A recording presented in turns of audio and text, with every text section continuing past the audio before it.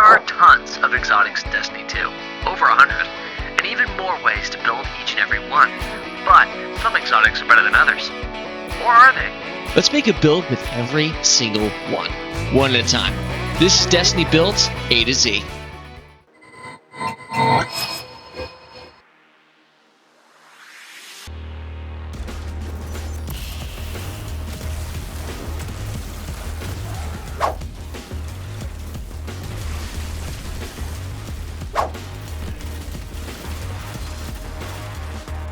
Apotheosis Veil is our exotic for number 7 in the series. It states, immediately regenerate health, melee, grenade, and rift energy for you and your nearby allies upon activating your super. After your super ends, temporarily gain greatly increased melee and grenade regen. What this does in summary is give you insane recharge for your abilities on the end of your super. So today, we're going to be pairing this with Arc, our mods, and our weapons to have infinite ability uptime, a lot of supers, and ability spam for boss fights to cause crazy amounts of jolt, as well as take advantage of the new verb, Bolt Charge, to get even more burst of damage. So, let's hop into it. For our subclass, we're going with Arc. Now I've gone with Chaos Reach, however this choice is up to you if you prefer Stormtrance. However, my reasoning for Chaos Reach is that it has a much shorter cooldown, which will allow us to get our abilities to spam with Apotheosis that much quicker. As the Nether is the current seasonal activity, I have gone with Empowering Rift as the damage increase is far more useful than the next to nothing healing in the Nether. However, in any other content, I would suggest using the Healing Rift for the extra survivability Arc usually needs. But Empowering Rift feels amazing with this build to enhance all of our output. For our jump ability, you can go with whichever you prefer. I just tend to like Burst Glide for that initial inertia. Melee is another option you can choose, but I've gone with Ball Lightning as ranged melees are just a bit safer, as well as you're able to send it over the cover of enemies that may be hiding behind. As well, while you are amplified, it will do increased damage with some additional lightning strikes.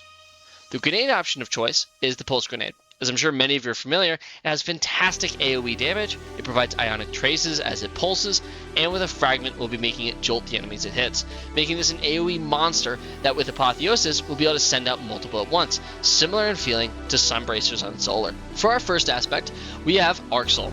This provides utility to our team with the Arc Soul firing at nearby targets or a boss.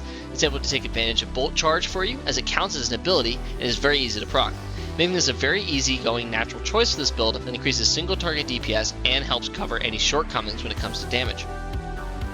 Our second aspect is the new one this season, Ionic Sentry. This states, defeat targets with kinetic or arc weapons or arc abilities to charge up an arc turret that periodically chains lightning between nearby targets, granting a stack of bolt charge with each hit, blinds on initial impact.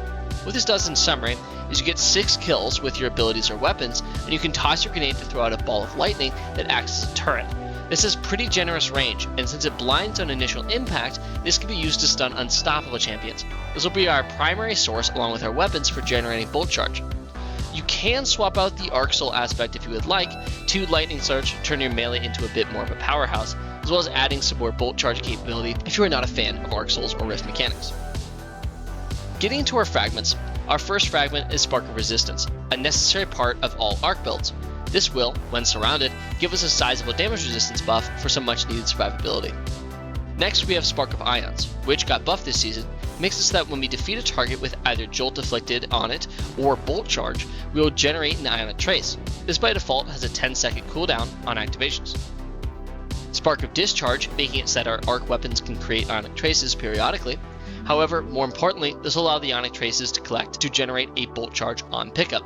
Lastly, we have Spark of Shock, so that our arc grenades can jolt the targets on hit, drastically increasing the damage of our grenade, as well as its AoE potential.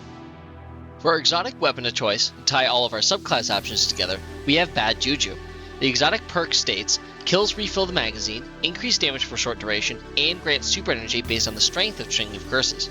Fires full auto. Along with the catalyst that extends the duration of String of Curses, this is our exotic of choice as it will allow us to get our super extremely quickly and guilt-free to use whenever you please to get Apotheosis' main perk as quickly as possible. This also synergizes with our second aspect to generate our Ionic Sentry. To show how it all flows together, we have our build chart. It all starts in the bottom left with Apotheosis and Bad Juju working together to get us our super. On super cast, we get additional grenades. Our grenades, along with our fragment, cause Jolt, which can handle overload champions for us. Then, jolted enemy kills create Ionic Traces, which feeds right back into all of our abilities. Then, collecting Ionic Trace gives us a Bolt Charge. And with Arc Soul will passively proc Bolt Charge for us, giving a nice burst of damage output. Then, on the right side of the chart, all kills will contribute to our second aspect, Ionic Sentry, which, when thrown, will blind enemies, allowing us to stun unstoppable champions. These leaves only barrier champions, which can easily be solved with your weapon loadout with 2 slots free. To tie it all together with mods, on our helm we have one Harmonic Siphon, as well as a Kinetic Siphon mod, for our weapons to be able to generate orbs for us. We also take Ashes to Assets mod for all the grenades we are throwing to generate us more super energy. Then, on our gauntlets, we have a Momentum Transfer mod, so that when we cause damage with our grenade, we will get melee energy returned. Then we take Firepower, so that our grenades can generate orbs as well, and I have an Intellect mod slotted, but if you have the stats free, I would slot an Impact Induction mod to complete the loop of energy transfers. On our chest, we take 2 Resist mods. I have a Harmonic and a Solar, but you can swap these out for whatever elements you are facing. And we take a Charged Up mod to be able to hold 1 additional stack of Armor Charge. On the boots, this is our main survivability on Arc.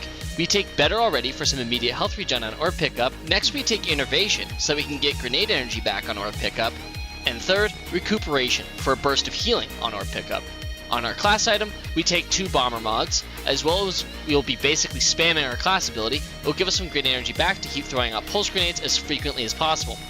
And lastly, we take Utility Kickstart to spend our armor charge when we cast our class ability to get some of it returned to us. This will be our primary method of keeping our Arc Soul uptime increased. This build leverages the Apotheosis Veil exotic to maximize ability regeneration and damage output, particularly with Arc subclass abilities. So by combining Chaos Reach, Empowering Rift, and strategic mods, you can achieve near infinite ability uptime and frequent supers, making it ideal for boss fights and generating massive jolt effects. Don't forget to experiment with different aspects and fragments to tailor build to your playstyle, whether you prefer Arc Soul for utility or Lightning Surge for melee power. This setup offers a lot of flexibility and potency either way. Thank you so much for watching. If you enjoyed this guide, don't forget to like, subscribe, and hit the notification bell to stay updated on more builds and strategies. Leave a comment below what your thoughts are and any questions you might have. Thank you for making it to the end, and as always, keep on building.